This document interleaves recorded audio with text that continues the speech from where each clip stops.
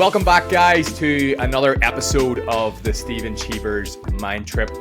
Really glad to have you here, and thank you for tuning in. So today's episode, we're going to get into some sales hacks that are going to enable you to get immediate returns from your sales calls. And this isn't even really anything to do with the script. This is stuff that you can change and work on right now, and processes that you can put in place that are going to enable you to increase your close rate and make more money. So definitely tune into this. If it were me, I would be taking some notes. If you can, make sure you watch the podcast episode instead of just listening to it. And you're just going to take in the information way better. But this is one that I think is really, really going to help you get immediate results. So first things first, with sales, it's not always about your script, okay? It's not always about knowing the script. And I talked about this in previous episodes. It's also about actually being a fucking salesman, being a salesperson, being a, as they used to call them, con men, confidence man, right? Being somebody who's confident, who's authoritative, who's sharp, who just seems like the guy, right? And apologies, ladies, if you're listening to this, you can be the lady as well, right? But have you ever, I want you to think about this. Have you ever been to buy something, like going to buy a car, and you're really excited about the car? You've basically already bought the car in your head. You're like, I'm going down to buy this car. I don't really need to be sold to. And it could be like a mobile phone, or it could be anything, a house, whatever, right? And you get a terrible salesperson. You just get someone who's going through the motions and they're not all that excited about it. And, oh yes, well, the car does this and the car does that, right? And then you're just like, I don't even want to fucking buy this car now because I got to deal with this prick, right?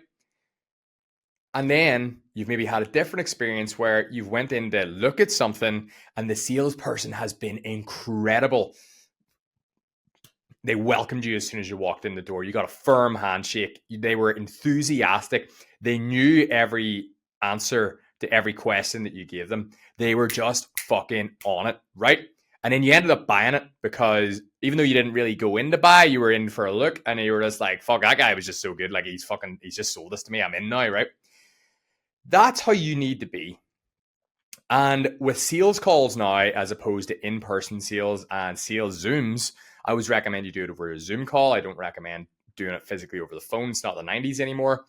You have to learn how to craft a digital handshake, okay? Because one of the best things that you can do as a salesperson who's actually working with people in person is give them a firm handshake, look them dead in the eye, smile, introduce yourself, and just immediately create that kind of bond and subconscious rapport with them, okay?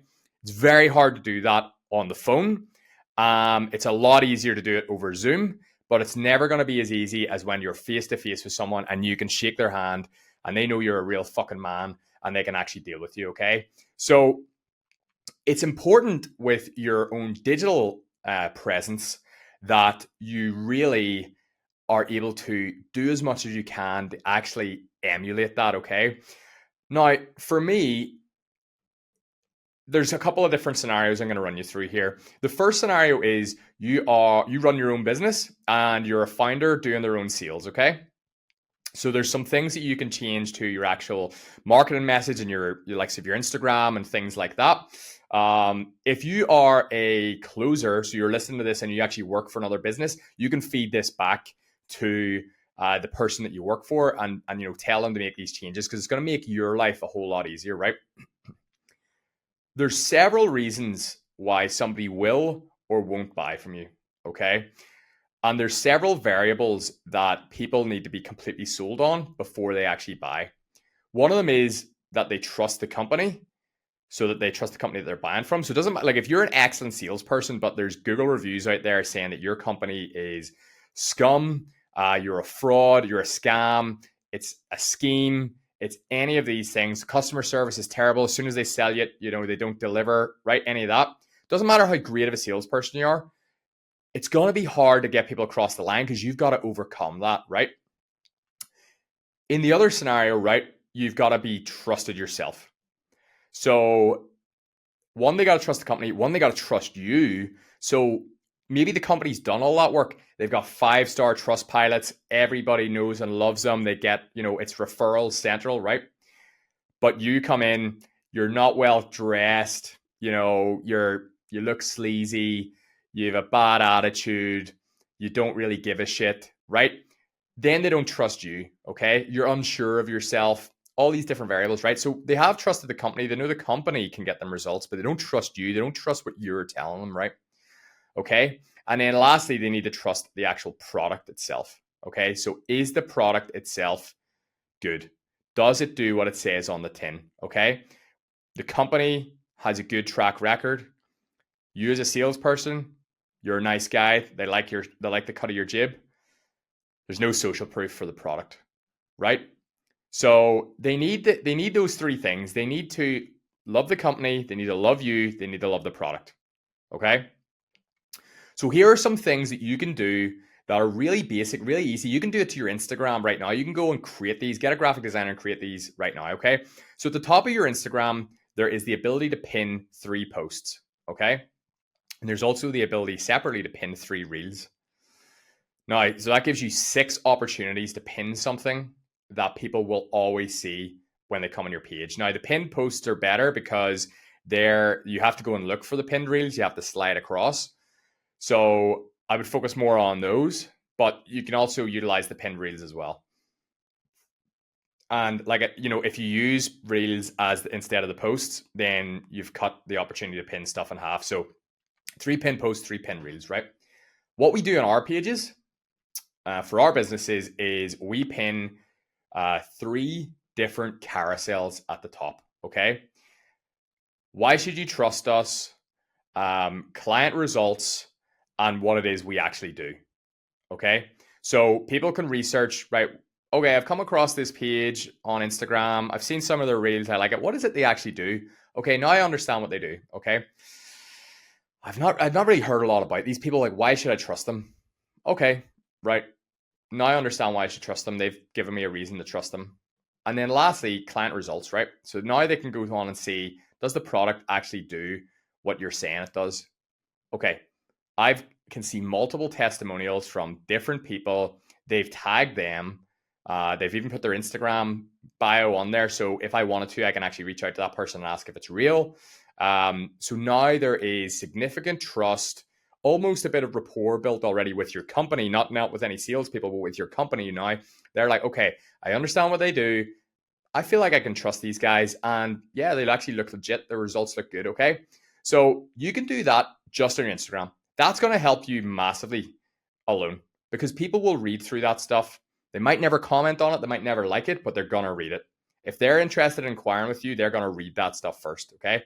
And at the bottom of those, you always want to put a call to action on, like DM me, word, whatever, to actually start getting people booked in. Okay. So that's the first thing you can do to create that sort of digital handshake. Okay. Because you don't have a showroom. That's your showroom. You don't have a car showroom for people to look around and be like, fuck, this place is class, right? That's your new showroom. Okay. The next thing you can do, like I said, is use Zoom for your calls. Okay. And why I say use Zoom, I hate it whenever somebody's, come to me for coaching help and I've coached them, and some of the things I tell them to set up, like Calendly and Zoom and things like that. And then 3 weeks later, I'm like, how are you getting on with everything? And they're like, oh yeah, good. The script's working and this is working. I'm still getting this objection, or, this isn't working as well. And then I'm like, right, okay, cool. You're using Zoom? And they're like, no, I'm just phoning them off my phone or calling them on WhatsApp. And I'm like, dude, like, what are you doing? I've told you to use Zoom for a reason. I didn't tell you to use Zoom for for the crack, right? I told you to use Zoom because it gives you the opportunity to look at each other in the eyes, right? And whenever you can see someone's eyes, you can understand their intentions better. Whenever you phone somebody, okay, you could be pitching to them and they're literally like this. Yeah. Talking to their spouse, or the kids are fucking at their feet or whatever, right? Whenever I ask somebody to have a sales call with me, I ask them to be in a quiet room, no distractions, have the entire time booked out. And also, I tend to ask them, like, just have an extra 10 minutes spare at the end in case we run over. Okay. You do not want somebody who is distracted. You definitely don't want somebody who's talking to you while they're in their car. Okay. If somebody's talking to you while they're in their car, especially if they're driving, they're not paying attention to you. They're paying attention to the road. Okay. Zoom is going to allow you to have and you can use other video call services, but for me, Zoom's the best, right? Zoom is going to allow them to look you in the eyes, allow you to look them in the eyes. You understand each other's intentions. You understand when you say certain things to them, how they react. You don't know how someone reacts over the phone. If you say something that piques their interest, you're going to see them maybe raise their eyebrows. You're going to see them, they're going to react in a certain way, right? You cannot see that through the phone. Also, whenever you're on Zoom, make sure that you dress professionally. Do not dress in fucking gym clothes. Do not dress in a shit t-shirt that's ripped, okay? Dress in something professional. Put a shirt on. Put, for fuck's sake, like, depending on what you're selling, put a tie on if you need to, right? Put a suit on. Dress for the, like people used to say, dress for the job you want, not the fucking job you have, right? Sharpen the fuck up. Because again, if you look sloppy, you look like you don't take things seriously. And people need to know that you take this seriously because they're going to part with a lot of money. So do you want to give 10 grand to some guy that's dressed like a fucking hobo? Or do you want to give 10 grand to the guy that's dressed like $1 million? Right? These things matter. Okay. So you need to dress sharp. You need to actually be able to physically see each other. You need to have built trust with the company before they even come. All of these variables are going to allow you to craft a digital handshake with this person, okay? Now, this is the next thing, and this is why I said watch this podcast and instead of listening to it, because you're going to be able to actually see my face in this, right? See, whenever the Zoom call turns on, smile. Be smiling already. I used to literally, before a sales call, didn't matter what mood I was in. So, maybe a client had pissed me off earlier in the day. Somebody had said something nasty to me. I had an argument with someone. I was in bad form. See, as soon as I had a sales call, I would log in 5 to 10 minutes beforehand. I would get, any scripts, anything ready, just, revise what I need to revise their application form, make sure I knew all of my stuff, right? And I could have literally been sitting before the call like this, like sad clown, right? And as soon as I seen them enter the waiting room, I would slap myself in the face and like bang, bang, bang. Right, we're fucking in the zone now, right? That was like my pre-warm up. Okay, and you can do different things for pre-warm ups. Like some people smelling salts and different stuff, right? I just used to slap myself in the face just to wake myself up and be like, right, we're here, we're fucking locked in, we're here to go. We are fucking selling this motherfucker, whatever it is we need to sell, right? They're not leaving until they buy something from me, okay? I used to slap myself and I would sit like this, smiling until they entered the room. It might have taken them I'm still smiling right now. It might have taken them 2-3 minutes for their Zoom to connect. And I'm sitting with a smile just on my face because I want the first image that they see of me is to be me smiling and me enthusiastic. I want them to feel like this guy wants to talk to me about this. This guy's excited for me. This guy knows that this product's going to change my life. He's so confident in it. He can't stop smiling, right? That is how I went into every single sales call. Okay, so these things all matter. And if you're not doing this stuff, it's gonna hurt. It's gonna damage your close rate. It just is. Okay, so that is how very quickly you can craft a digital handshake, which you can't do normally. Okay. It's much better in person. You can shake a man's hand firm. They feel your firm. You ever get a fucking like little wet fish handshake and you're like, ooh, I don't want to deal with this person, right? You give a firm handshake. So if you're listening to this and you do in-person sales, firm handshake, introduce yourself. Hi, my name is Stephen Cheevers. I'm here to help you today. Bang, bang, bang, bang, bang. Right? You can't do that over the calls, okay? So everything I've just told you there, write it down, implement it right away. Now I want to take you into what I call the mastering the art of pre-qualification. Okay, so pre-qualifying people is hugely important. Again, whenever I'm coaching somebody on sales and I'm asking them, they're saying to me like, "Oh, I'm getting this objection or I'm getting that objection." I couldn't get this guy across the line. He had to speak to his wife, or he had to do this, or had to do that. And 100% of the time, it's because they weren't pre-qualified. Okay, not 100% of the time. Let's say 99% of the time, right? Because there's always outliers. But 99% of the times, because they didn't pre-qualify them, they either don't have relevant questions for pre-qualifier before they can book in for a call or on the booking page. They haven't pre-qualified them before, if there's the opportunity to do that, before they've gotten the opportunity to book in. So in the likes of Instagram DMs or something like that, if that's where you do your business. And they haven't confirmed the pre-qualifying questions with them before they've gotten into the call, into the meat of the call, I mean. So what I would do is, if you aren't doing this already, and if you aren't doing this already, it sounds insane to me, is whatever way people book in with you, whether it's Calendly, whether it's a type form that diverts to a Calendly, a Jot form or Google form, whatever, okay? If there's some form of application form in there, right? Okay, make sure that you have relevant questions that are asking them, really finding out, can they commit to this? Can they afford it? Is there anybody else that needs to be involved in the decision? All of these different things, right? So, for example, what you might want to do is, whenever someone's booking in with you or filling out an application form or however you do it, right? You want some questions to ease them in. So simple things, obviously, name, email address, mobile phone number, cell phone number, whatever, right? Because you need all that information anyway. And then you want to get it into the qualifying questions. So if you only work with a specific niche, that should really be one of your first questions. Like, so for our mentorship program, we only worked with fitness coaches in the CM, in my CM program. We only worked with fitness coaches. So the first question was, are you a fitness coach? Yes or no? And then in no, I have in brackets, please don't book a call. Right? Because, and one, I don't want them filling out the whole, they've wasted their time filling out the form. They waste my sales guy's time having a conversation about something they can't buy. So immediately they're eliminated from the process. Okay. So don't book a call, right? So you want questions like that. Are you even my niche? Before you go any further, are you even my niche? No. All right, fuck off, right? And you just want like little ease in questions like that, like, and then it's like, maybe tell me a bit more about your business, get them talking about themselves, things like that. And that's when you can get into the money stuff, right? Because you don't want to start with the money stuff, because the money stuff puts them off, because immediately they're then like, oh, this is a sales call, right? You want to ease them in with some beginner questions, okay?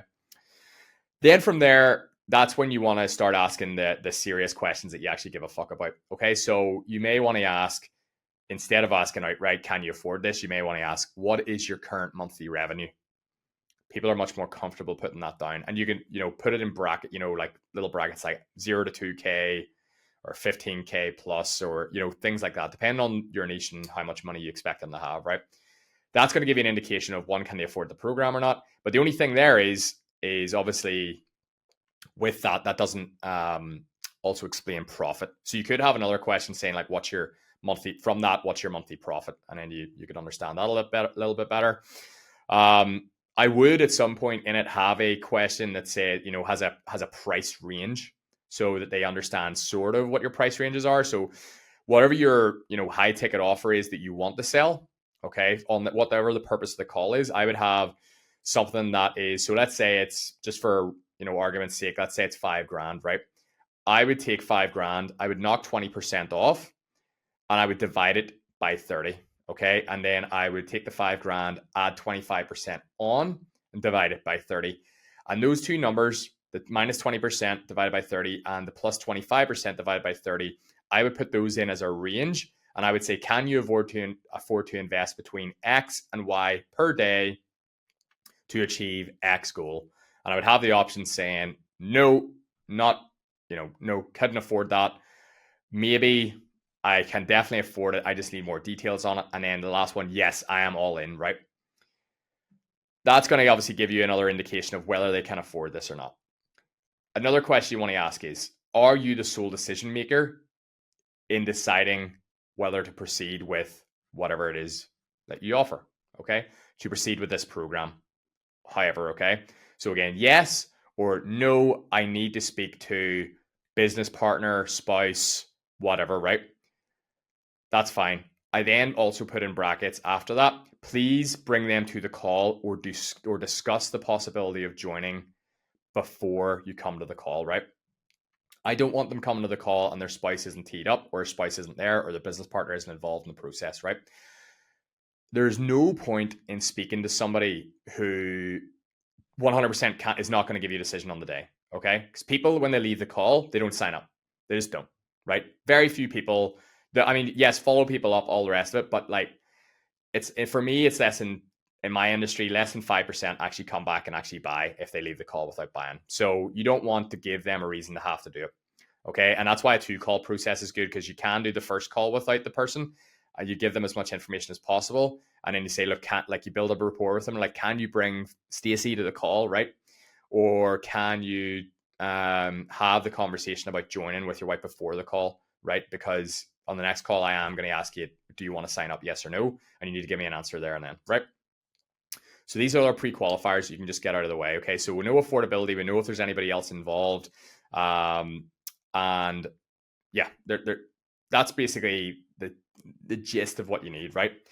Now, you can also ask those questions in your Instagram DMs before you actually book them in for, even offer to book them in for a call, so you can pre-qualify them that way, so you're not wasting anybody's time.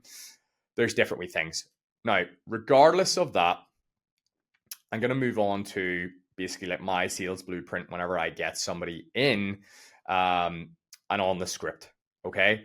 So before I go any further in my sales, so whenever I come into my sales script, I go through the script. I go through the rapport. Okay. So initial rapport, 1 to 2 minutes max, nothing more than that. How was your weekend? Blah, blah, blah. Great. I had a great weekend too. Funny, the Olympics, blah, blah, blah. Right. Then I get into the agenda for the call so that they understand what the purpose of the call is. And then I get into my pre-qualifying questions again. So I started off by saying, look, Dave, just to confirm with you, you filled this in on the form. And I read it back to them and I said, you answered this. You answered yes, you could afford this. You answered that you make this much money. You answered that you don't need to speak to anybody else about making a decision today. Is that all correct? Yeah, great. And then, you can ask those questions again if you want to. You can break them down and go through it, be like, and then from there, what I would do is then I would pivot to, basically trying to get soft commitments from them there and then, being like, if the call was to go exceptionally well today and you see the value in working together, can you afford to invest between X and Y per day into joining the program? Yes. Okay, great. And just to confirm, you're the sole decision maker in that process. Yes, 100%. Great. Okay, cool. Because when we get to the end of the call today, I'm going to ask you whether you want to join the program, yes or no. If I feel like it's a great fit for everybody, I'm going to offer you a space on the program. All I would ask for you is the courtesy of giving me a yes or no. I don't deal with maybes. Okay. Maybes are no good for anybody. Maybes means I have to chase you. You're going to ghost me. It's going to be a whole thing. I'd rather, if you weren't interested, you just are straight with me and say, no, this isn't for me. And if you are interested, which I hope is the case, you'll say yes, and we'll move forward today. Does that sound fair enough? And then, that is a reasonable request.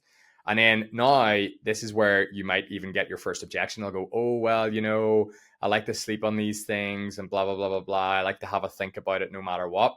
See, to be honest with you, I've actually turned people down on calls like that. Whenever they've responded in that way with that, I sort of challenge them on their belief system there and then. And I'm like, well, look, to be honest with you, this program is intense. It's this, it's this, it's this, it's this. We only work with action takers. So if you're telling me that you're not somebody that can take action on something today when you have 100% of the information, it wouldn't be a good fit for us to work together. And then normally that can bring them back around again. But if they're like, oh, well, no, I'll definitely not be giving you an answer today and stuff like that. Honestly, I would just cancel the call. That's just me. Now, if you have a team of, if you're a founder salesperson and there's leads coming out of your ear, if you're desperate for sales, take the call and see how it goes. But if you have fucking leads coming out of your ears, I wouldn't be wasting my time with somebody like that. If you have a sales team working for you, obviously they're getting paid to take the calls, right? So you may as well let them take the call. But for me, if you're a founder salesperson, you have leads coming out of your ears, somebody's pissing around like that, you've got 101 million different things you need to do today. I would either just offer them a downsell there and then be like, well, look, I don't think my high ticket, obviously don't say high ticket, but I don't think my high ticket solution is going to be the right move for you if that's how you behave. So what I'm going to do is I don't want you to go away empty handed. I'm going to offer you this and give them the downsell. You've saved yourself 45 minutes on the call. They're probably a tire kicker, probably a time waster anyway, and you can move on, right? Now, again, it's totally up to you with that. It's just I've been I've been a salesperson for other companies.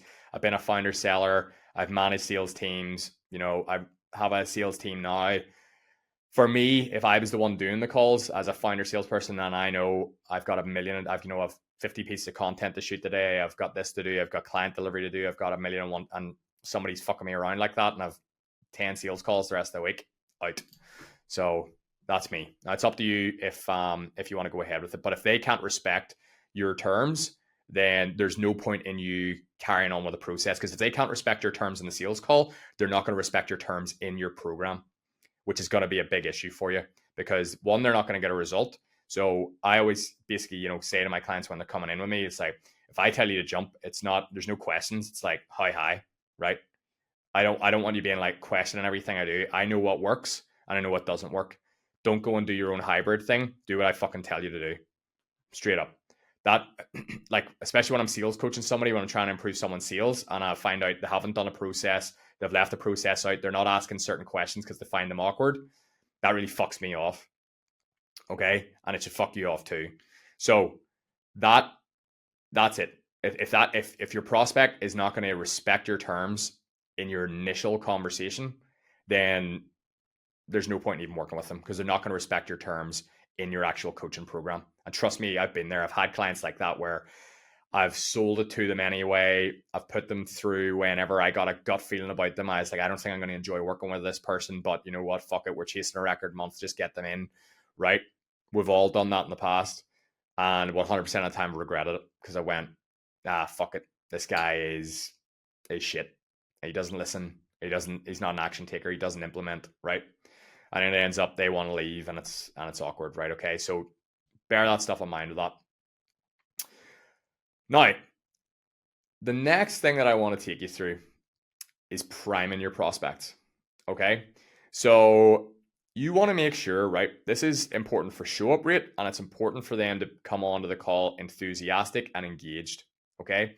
So for me, we use Calendly. I love Calendly. There's other solutions out there.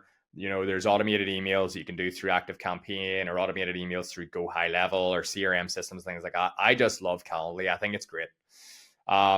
With Calendly, I employ what I call the crazy X method. And we actually have, very rarely, but from time to time, had prospects complain about the amount of reminders and emails they get. Okay. Tends to be, I don't know. I don't want to say anything negative about, but people that complain about something like that are likely the people that we needed to worry about showing up to the call anyway, right? So, because it's not that bad. I mean, you'll get like an email a day and a text message per day. It's not like you're getting 50 emails in one go, right? The only time people really ever complain is whenever they've continuously rebooked it and they get the email series over and over and over again. So they're getting the same emails repeatedly. Okay. So if they keep moving the time around and things like that, normally it's not an issue. But I call it the crazy X method, because you're literally getting an email and then a text and an email and then a text, and you're getting text reminders and email reminders to actually show up as well. So for me, my system really is somebody books a call, they get a confirmation email and a confirmation text immediately, just to say, thank you for booking in your call. There's no other value in it or anything like that. Then I would have it follow up with an email, basically giving them some homework to do.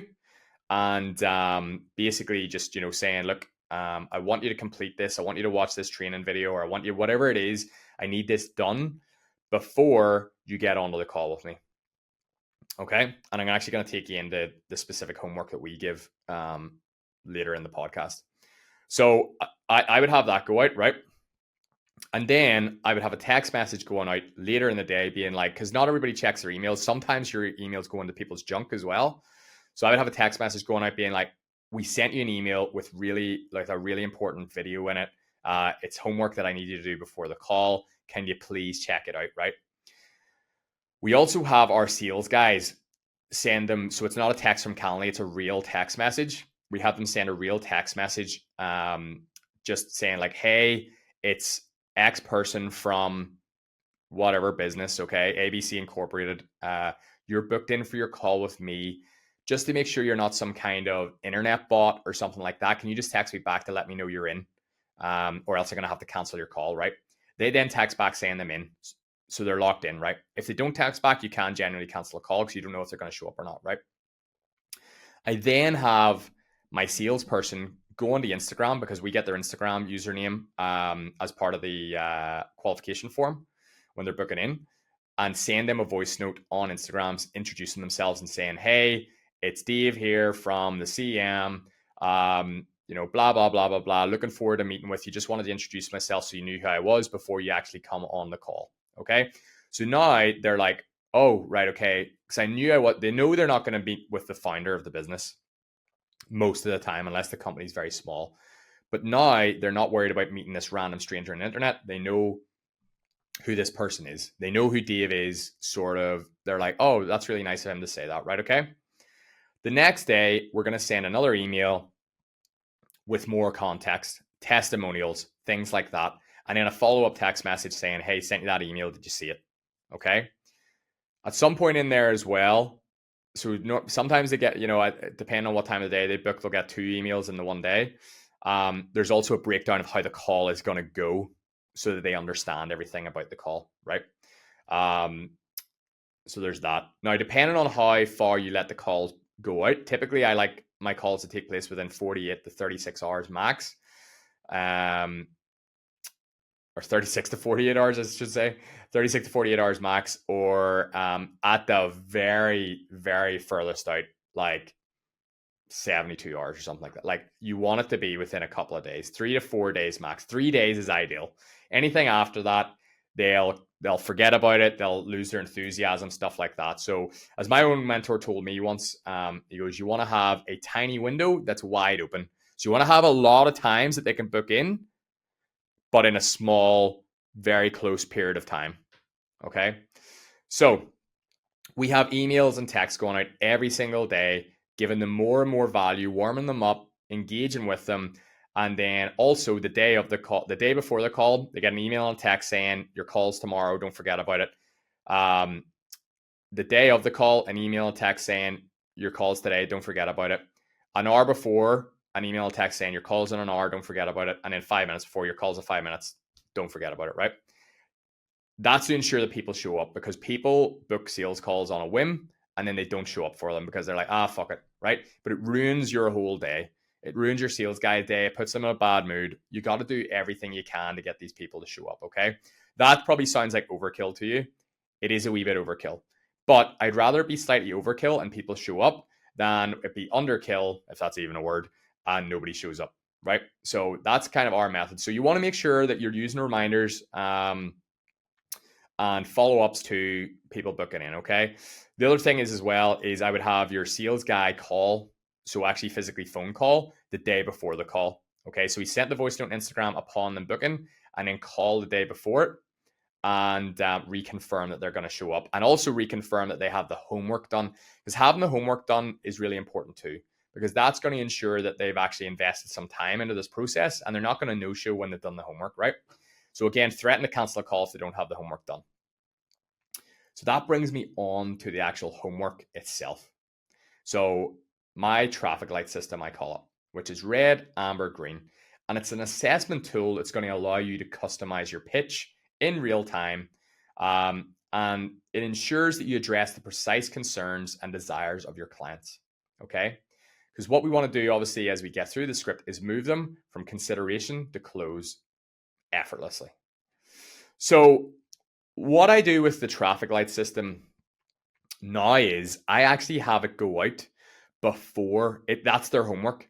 So I used to do it with them on the call. I used to have an iPad and I used to get the traffic light system out. I've got like a wee PDF done for it. And you can copy this too. You can take this away from this today. 8 different sections of their business. So we had marketing, lead gen, sales, delivery, mindset, finance, systems. So I think that was everything there. Marketing, lead gen, sales, delivery, finances, systems. Oh, maybe it was 6. I can't remember. Anyway, I haven't done one myself in a while. So you want to have 68 there, right? I've definitely forgotten at least one of them. Time off. That was the other one. Time. Okay, so time. So there was 8. So time was the other one, like how much time they actually have to implement and things like that. So with that, I get them to score themselves red, amber, green. And I used to do it with them on the call. So I used to actually physically draw it out with them on the call, get them. So I would ask them the questions and I would not give them any persuasion, because you don't want them to think you're convincing them to do red. Okay. I would get them to answer honestly. Do you consider yourself a green, amber, red? And I would tell them what my version of a green, amber, red is. And then they would answer honestly, well, do you know what? I would classify myself as red there. You do the red, right? I now get them to do that as homework. So when they come to the call with my sales guys, the sales guys don't have to take extra time out to sit and map all this out with them, right? They come to the call and they're like, they do if the person hasn't actually done it. But they ideally can say, right, okay, have you done your traffic light system? What did you score yourself, right? And then the sales guy can say, oh, right, okay, sounds like we've probably got a bit of work to do, but now I know what the areas are that I can focus on to help you today and put a plan in place for you today, right? If somebody has an issue with marketing, right, then and your pitch involves some form of marketing, you should be able to then lean in heavier to the marketing side of it. You should be able to then say, okay, look, and really focus on like how good are the marketing sections of our program are, right? If they think their marketing's nailed, there's no point in you pitching marketing in your pitch. I mean, pitch it, tell it's included in it, but there's no point in going in really heavy with it. And that guy's like, well, that's not really what I'm after. I need to get better at sales. And then you kind of just glaze over the sales part, right? Like a good salesperson should be able to pick up on that, right? Without you even needing to tell them. You hand that to your salesperson goes, right, fuck, okay, he's really struggling with sales here. I need to lean in heavily into sales on this call today, because that is what's going to get this guy across the line, okay? Rather than I'm going to lean in heavy on this, okay? So that's going to really massively help them, okay? So there's two reasons why this works. One, it's going to encourage them to show up, and two, it's going to allow you to customize your pitch as well, okay? And then you're going to seem more fucking switched on as a result of that. So if we go back to the start of this episode when we're talking about that digital handshake, coming across as someone authoritative, someone who's sharp, all these different variables, right? That is going to appear way, way more inflated if you're able to customize your pitch to suit that person, because they're like, fuck, this guy really understands what my issues are and he's highlighting them for me and he's given me a solution to actually fix them. So in summary, guys, we went through crafting your digital handshake, mastering the art of pre-qualification, my blueprint for taking people through that pre-qualification section at the start of the script, priming your prospects up for actually showing up to your calls, okay, and keeping engagement high, and then our traffic light system as well. So trust me, guys, go away and implement all of this today. This is not stuff that's going to take hours and hours and hours to implement. Okay, you can easily set up your reminders on Calendly. You can set up testimonial emails. You can set up different things like that. Super easy. You can work on the digital handshake stuff immediately. I've given you a step-by-step system to take away and do that right now. That's probably the first thing I would do. The pre-qualification form, that'll take you all of 10 minutes to sort that. Okay, all of 10 minutes if you're not already doing it. Make sure on the script, like I said, you are asking the pre-qualifications questions. I don't care if it's awkward to ask someone, can you afford this? Trust me, fucking ask it, right? That is one of the number one problems I see with salespeople. When I give them the script, is they read the pre-qualification questions and they go, oh, fuck, I'm not asking somebody that. I'm not asking, can they afford this? I'm not asking them, are they definitely going to give me a decision today? Oh, that's scary. I don't like that, right? That is a huge problem for anybody in sales. If you can't ask a pre-qualification question because you're scared of someone saying no, okay, that is a huge, huge issue for you that you need to resolve, okay? We have a previous episode on overcoming fear of rejection and things like that, right? You need to be comfortable asking those questions, all right? I hate it, especially in my own team, whenever I watch their sales calls back and they've skipped that section because they find it too awkward to ask, right? And then they're like, well, this guy hasn't signed up. He's giving me this objection or he's giving me this objection. And I'm like, well, you didn't fucking pre-qualify. No fucking wonder he gave you that objection because you didn't ask him. Is that an issue for him, right? You can't expect people to not give you objections. You can't expect people to not close on your sales calls whenever you're not pre-qualifying them, whenever you're not doing the hard work to actually ensure that they are going to give you a yes at the end of the day, providing they can afford it, providing you've done everything you need to do. Okay? So these are all huge variables that you need to sort out. And if you're not sorting them out, you're not going anywhere in this game. The priming your prospect stuff, again, super, super, super easy to set up those reminders, set up those emails, set up those text messages. Calendly, I love it. I absolutely love Calendly. If you're not using Calendly, I would switch to Calendly. And then giving them some form of homework. It doesn't have to be the traffic light system that I use. It could be something else. One line that somebody gave me a long time ago, which I get all my guys to use and I love, is especially when somebody's booking in to ensure that they show up, is one, once you're giving them, give them the homework, like we've already discussed, but also say to them, you know, just how busy the schedule is. Like the schedule's really busy, and I try to block out time for good people like you. Okay. And then they're now guilted into showing up. Because if they feel like, oh, I'm not, it's subconsciously telling them, if I don't show up to this call, I am a bad person, right? So that is everything for today, guys. Thank you very much for tuning in. I hope you got some immense value from it. And yeah, implement this stuff. Comment under the YouTube. I'd love to understand how this went for you. If you've seen any immediate results for it, that's the whole purpose of this episode, is to give you hacks that you can immediately get results from. So please go and implement this stuff, guys. Implement as much of it as you can, as quickly as you can, and feedback to me in the comments with how you got on with it. And if you've got any questions as well, I'm happy to go through and answer them for you. All right, guys. See you again. And we'll see you on the next episode. Peace out.